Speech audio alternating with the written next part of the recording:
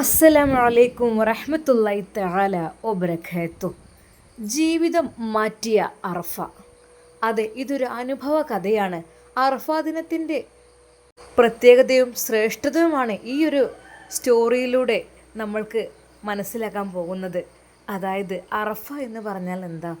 ആ ദിവസം നമ്മൾ എന്ത് പടച്ച റബ്ബിനോട് ചോദിച്ചാലും അള്ളാഹു ഉത്തരം നൽകും. അതുമാത്രമല്ല, നമ്മളിൽ വന്നു പോയ ദോഷങ്ങളൊക്കെ അള്ളാഹു പുറത്തു തരുന്ന ഒരു പവിത്രമായ ദിവസമാണല്ലേ അറഫ എന്ന് പറഞ്ഞാൽ.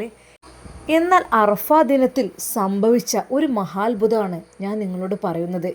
ഏകദേശം കഴിഞ്ഞ വർഷം ഈ ഒരു കാലത്താണ് കേട്ടോ, അറഫ നോമ്പിൻ്റെയൊക്കെ ഒരു സമയത്താണ് ഈ ഒരു സംഭവം നടക്കുന്നത്.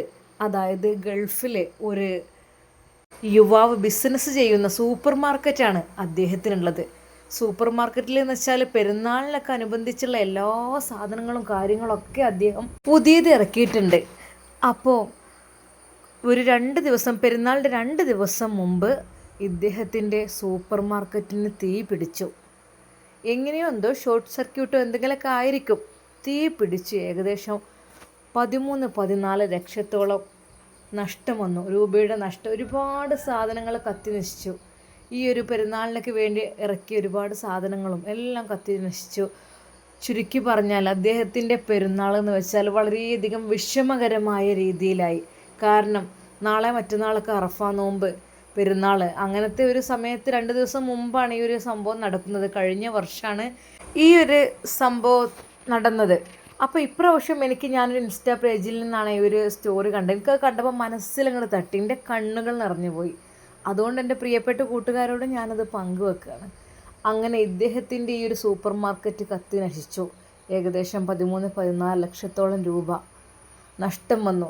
നമ്മുടെ പെരുന്നാളിന് വേണ്ടിയിട്ട് ഒരുപാട് സാധനങ്ങളൊക്കെ ഇറക്കി, അതൊക്കെ നശിച്ചു പോവുക, ഒക്കെ കത്തി നശിച്ചു എന്നൊക്കെ പറഞ്ഞ് നമുക്ക് ഭയങ്കര സങ്കടമായിരിക്കും.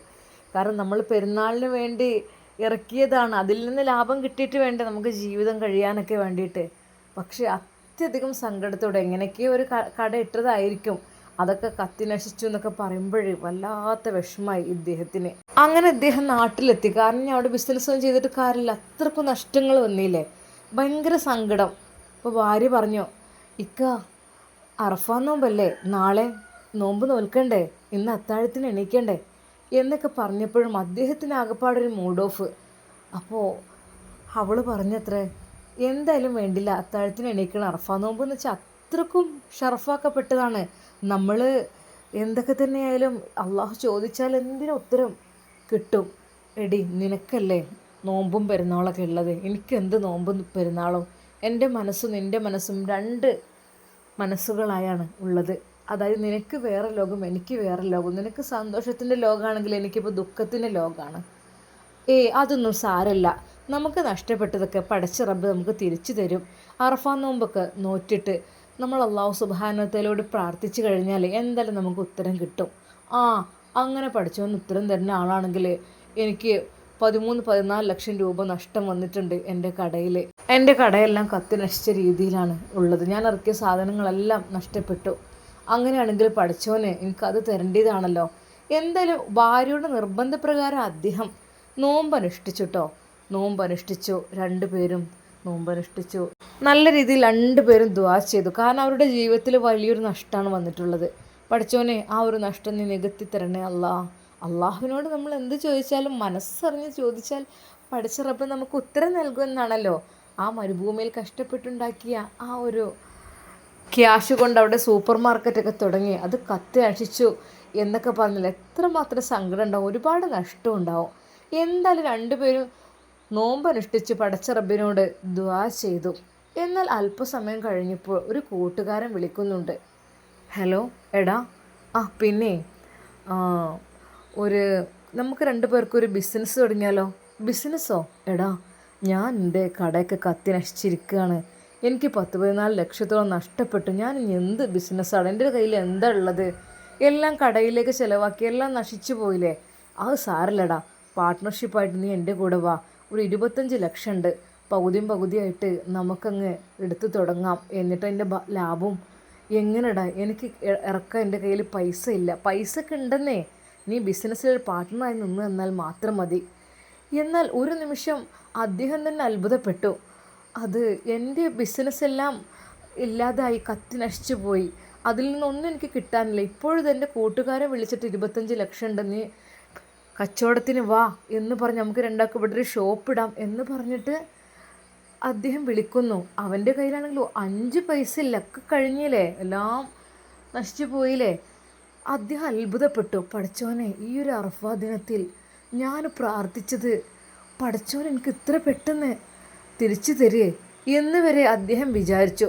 എന്നാൽ അന്ന് അല്പസമയം കഴിഞ്ഞപ്പോൾ തന്നെ അദ്ദേഹത്തിൻ്റെ ഫോണിലേക്ക് ഒരു മെസ്സേജ് വരുന്നുണ്ട്. ആകപ്പാട് ടെൻഷനിലായിരുന്നു. ഉമ്മ ഒരു ക്യാൻസർ പേഷ്യൻ്റ് ആണോ എന്നുള്ള രീതിയിലുള്ള സംശയം. അങ്ങനെ പല രീതിയിലും ഉമ്മയുടെ ടെസ്റ്റിന് വേണ്ടി കൊടുത്തിരുന്നു. ക്യാൻസർ ആണെന്ന് സ്ഥിരീകരിക്കാൻ വേണ്ടിയിട്ട് ഒരു ടെസ്റ്റൊക്കെ നടക്കുമല്ലോ. അപ്പോൾ എന്തായാലും എൻ്റെ റിസൾട്ട് കണ്ടിട്ട് ഒരു നിമിഷം പടച്ച റബ്ബിനെ വീണ്ടും സ്തുതിച്ചു പോയി. അൽഹംദുലില്ലാ, ഉമ്മയുടെ ക്യാൻസർ ചെക്കിങ്ങിൻ്റെ റിസൾട്ട് നെഗറ്റീവ്. അത് ഉമ്മക്ക് ക്യാൻസർ ഇല്ല എന്നുള്ള ആ ഒരു സത്യവും ആ ദിവസം അദ്ദേഹം അറിയുകയാണ്. എന്നാൽ മറ്റൊരു സന്തോഷം കൂടി അതിനിടക്ക് അറിയാൻ കഴിഞ്ഞു. അതെ, തൻ്റെ പ്രിയപ്പെട്ട ഭാര്യ, അവൾക്ക് ഡേറ്റ് തെറ്റിയിട്ടുണ്ട്. എന്താ ഏതോ ഒന്നും അറിയുന്നില്ല. എന്നാൽ വൈകാതെ തന്നെ അവർ ടെസ്റ്റ് ചെയ്ത് നോക്കിയപ്പോൾ അതും പോസിറ്റീവ്. മാഷാ അല്ലാ, അവനക്കൊരു കുഞ്ഞ് ജനിക്കാൻ കൂടി പോകുന്നു. ആ ഒരു യുവാവിൻ്റെ സന്തോഷം എത്രയായിരിക്കും. അതെ, എത്ര പെട്ടെന്നാണ് പടച്ച റബ്ബ് നഷ്ടപ്പെട്ടതെല്ലാം തിരിച്ചു കൊടുത്തത്. ബിസിനസ്സിന് വേണ്ടി ക്ഷണിക്കുന്നു കൂട്ടുകാരൻ. ഉമ്മയുടെ റിസൾട്ട് നെഗറ്റീവ് ആകുന്നു. ഭാര്യ പ്രഗ്നൻ്റാണ്. ആ ഒരു പോസിറ്റീവ് റിസൾട്ടും 3 സന്തോഷങ്ങൾ ഒരുമിച്ചാണ് ഈ ഒരു ബലിപെരുന്നാളിന് ആ ഒരു യുവാവിന് അള്ളാഹു നൽകിയത്. കഴിഞ്ഞ വർഷമാണിത് നടക്കുന്നത്. അപ്പോൾ എത്രമാത്രം നമ്മൾ പടച്ച റബ്ബിനോട് ഹൃദയം പൊട്ടി ചോദിച്ചാൽ എല്ലാം പടച്ചവൻ തരുന്നതിൻ്റെ ഒരു ഉത്തമ തെളിവല്ലേ അല്ലേ? അത് സത്യം പറയാലോ, ആ ഒരു സ്റ്റോറി കണ്ടപ്പോഴേ എൻ്റെ കണ്ണുകൾ നിറഞ്ഞിട്ടോ. കണ്ണുകൾ നിറഞ്ഞ് ഞാൻ ഹൃദയം പൊട്ടി കരഞ്ഞുപോയി. വല്ലാത്തൊരു സന്തോഷം. നമുക്ക് അള്ളണ്ടല്ലോ അല്ലേ? പടച്ച റബ്ബ് നമ്മളോട് പറഞ്ഞിട്ടുണ്ട്, നിങ്ങൾ ചോദിക്കൂ ഞാൻ തരാം. പ്രത്യേകിച്ച് ഈ അറഫാ ദിനത്തിൽ ഇങ്ങനൊരു രാവിലെ ഒരു വാർത്ത കേട്ടപ്പോഴേ എനിക്ക് വല്ലാത്തൊരു സന്തോഷം, ഒരു സങ്കടം എല്ലാം കൂടിയാണ് തോന്നിയത്. പടച്ചോനെ അല്ലാ, ഞങ്ങൾ എന്ത് ചോദിച്ചാലും നീ തരുമല്ലേ അല്ലാ. അതെ, എല്ലാം നഷ്ടപ്പെട്ടു പോയ ആ ഒരു യുവാവിന് പടച്ച റബ്ബ് നൽകിയത് എന്താ, എത്ര നല്ലൊരു ബിസിനസ്സാണ്. അങ്ങനെ അയാൾ വീണ്ടും ഗൾഫിലേക്ക് പോയി. അതെ, കൂട്ടുകാരൻ്റെ കൂടെ അദ്ദേഹം ബിസിനസ്സിൽ ഏർപ്പെടുകയാണ്. എന്നാൽ അദ്ദേഹം ചോദിച്ചു, എടാ ഇതൊക്കെ ഇനി വീട്ടിൽ തരണ്ട ഞാൻ. എന്നാൽ കൂട്ടുകാരൻ പറഞ്ഞ വാക്ക് കേട്ട് ശരിക്കും ഞെട്ടി. അതെ, ഇത് ഒരാളുടെ മകൻക്കോ എന്തോ ഒരു അസുഖം ബാധിച്ചിരുന്നത്രേ. അത് മാറിക്കിട്ടിയാൽ പാവപ്പെട്ട ആർക്കെങ്കിലും ഞാൻ ബിസിനസ്സിന് വേണ്ടി പണം നൽകുമെന്ന് നേർച്ച നേർന്നാണ്. അങ്ങനെ 25 ലക്ഷം കിട്ടിയത്. അങ്ങനെയാണ് നിന്നെയും ഞാൻ കൂട്ടിയത്. അതുകൊണ്ട് ഒരു കടവുമില്ലടാ. ഇത് നമ്മൾക്ക് ഇത് കൊണ്ട് ബിസിനസ് ചെയ്ത് ഇതിൻ്റെ ലാഭത്തിൽ നമുക്ക് ജീവിക്കാം. ഇതൊരിക്കലും കടമല്ല, നമുക്ക് സന്തോഷത്തിന് വേണ്ടി തന്നതാണ് ഇവർ. ശരിക്കും അദ്ദേഹം പടച്ച റബ്ബിനെ വീണ്ടും മുന്നിൽ കണ്ടു. റബ്ബേ അല്ലാ, എന്താ ഇത് അല്ലേ? പടച്ച റബ്ബ് എത്ര കാരുണ്യവാനാണോ. പഠിച്ചോനെ, നിങ്ങൾ ചോദിക്കൂ ഞാൻ തരാം എന്ന് പറഞ്ഞത്, അത് എൻ്റെ ഭാര്യ എന്ന് പറഞ്ഞ വാക്ക്. ഈ അറഫാ ദിനത്തിന് എന്ത് ചോദിച്ചാലും പടച്ച റബ്ബ് നമുക്കതിൻ്റെ ഉത്തരം നൽകും. അതുകൊണ്ട് നമുക്ക് നോമ്പ് അനുഷ്ഠിക്കണം. പെരുന്നാളല്ലേ പിറ്റേ ദിവസം. എങ്കിലും ഞാൻ ഭാര്യയോട് പറഞ്ഞിരുന്നു, നിനക്കല്ലടി നോമ്പും പെരുന്നാളൊക്കെ. എനിക്കെന്താ, എൻ്റെ മനസ്സാകെ നീറിപ്പുകയാണടി. എന്ത് ചെയ്യും, എനിക്ക് സന്തോഷമല്ല, എൻ്റെ കയ്യിൽ പൈസ അല്ല, ഞാൻ എന്താ ചെയ്യുക? എൻ്റെ ഇനിയുള്ള മുന്നോട്ടുള്ള ജീവിതം ഞാൻ എങ്ങനെ നയിക്കും? എൻ്റെ പ്രായമായ ഉമ്മ, എൻ്റെ ഭാര്യ, അതൊക്കെ ആലോചിക്കുമ്പോൾ ഞാനാകെ നീറിപ്പുകയുകയാണ് പെണ്ണെ. അപ്പോഴും എൻ്റെ പെണ്ണ് പറഞ്ഞത്, അതെ, പടച്ച റബ്ബിനോട് ചോദിച്ചാൽ എല്ലാം നമുക്ക് നൽകും.